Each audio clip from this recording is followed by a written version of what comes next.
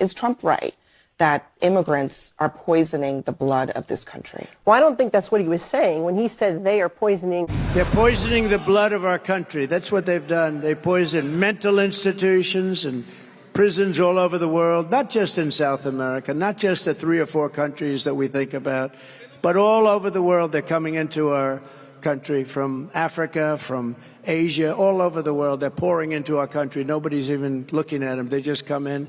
The crime is going to be tremendous. I think he was talking about the Democratic policies. I think he was talking about the open border policy. And if you look at what our mayor here in New York City is saying, that this migrant crisis is destroying New York City, I think it's pretty much the same thing. This issue will destroy New York City. Destroy New York City. We're getting 10,000 migrants a month. Now we're getting people from all over the globe have made their minds up that they're going to come through the southern part of the border and come into New York City. What we're trying to say here is that we need to have secure borders. You know what's actually poisoning America is the amount of fentanyl that's coming over our open border. And so this is a really serious issue, and I think that that's what he's talking about, that the open borders are unsafe, that it's unsustainable, and it's bankrupting cities like ours. And we need to address it. Congresswoman, you're saying that's what you think he's saying, but he was pretty clear. He was saying that the immigrants who are coming in, he says they're poisoning the blood of the nation. He says never said immigrants they're doing are poisoning, though. He's talking about people coming I across honestly the think border it was being. We just played it. Yeah, and he said he didn't say the words the immigrants. I think he was talking about the Democratic policies. He was talking about people. Okay, well, look, not policies. I don't. He was talking about people. Look, I know that some are trying to make it seem like President Trump is anti-immigrant. The reality is he was married to immigrants. He's hired immigrants. I mean, he's not. He was talking about people coming across the border. He was saying they're coming over the border. He was saying that they were bringing crime, they were bringing, violence with them when they came into the country. So, will you agree that he's talking about immigrants? Well, no, but the thing is that our open borders is unsafe and unsustainable. We know that the drug cartels are bringing in and setting up operations selling fentanyl and other drugs to the point where over 100,000 Americans have died. We know that there is crime taking place. And that's not to say that all immigrants are bad. My parents are immigrants. I represent a community full of immigrants. But what I will tell you from the immigrants that I know is that they're very upset by the lack of order that we're seeing at the border. And look, we've talked to you actually about your background, your immigrant history. I have immigrant history too, so we share that. Exactly, we all do.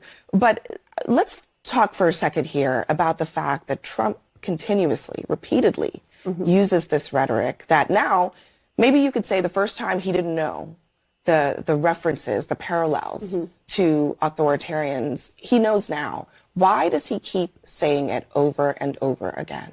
Well, look, I just think he's trying to bring attention to the issue. He's using the rhetoric of authoritarians to bring attention to this issue? I think the important thing is we need to pay attention to this issue. I mean, look, let's admit what's going on here in this country. We have drug cartels that are running our southern border. We have the women and children, by the way, who are coming over the border. How many of them are being raped along the journey? Doctors Without Borders even put out a report saying between Colombia and Panama, there were 400 children and women that they treated who were being raped. Every single person coming over that border is paying the drug cartels thousands of dollars to get here. What are they doing with that money? They are, in turn, selling drugs. The drug cartels, right, are setting up operations here. We know the gangs are here. We know this is all happening. If you talk to the Drug Enforcement Administration, if you talk to law enforcement, it's happening. So, I mean, let's differentiate between legal immigration and illegal immigration and admit that this open border is a major problem for this country, and it's unsustainable. It's costing our taxpayers hundreds of billions of dollars a year. Here in New York City, we're going bankrupt with the cities that across the board. Look, I don't disagree with what you're saying about the policy, and I think that's actually really. But that's what we have to focus on. I mean, we make different. Look, I think it's really important, the policy that you're talking about. I think you would agree that is probably what lawmakers like you want to focus on. Trump is using the rhetoric of Hitler and Mussolini to make a point about people coming across the border illegally. Don't you think that's a bit of a distraction? I disagree. I disagree with what you're saying. I just fundamentally disagree. I think what he was saying is that the democratic policies, the policies of this administration that have allowed millions of people, including, remember, we caught people on the terror watch list. That should be concerning to us in New York City in a post 9/11 world. I mean, we have to be serious about what's going on.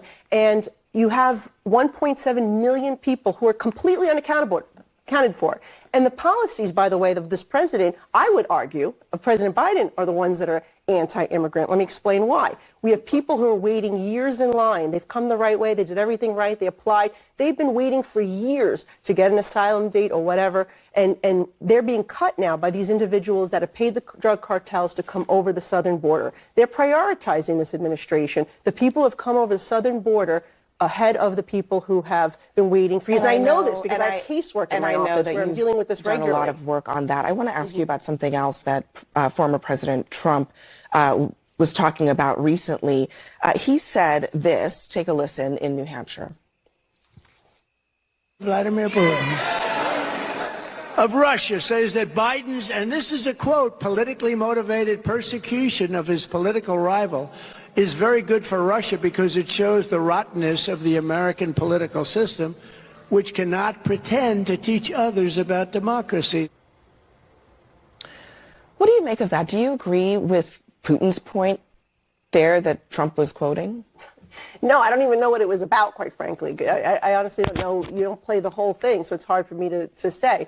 But what I would say is that, look, the reality is we know we don't want to see communism, socialism, the suppression of the media that we've seen in other countries. Russia, my mother fled communist Cuba. We don't want to see that happening ever in the United States of America. I think what he was quoting Putin saying was that the investigations that he is facing are proof of, Trump using the government to persecute him.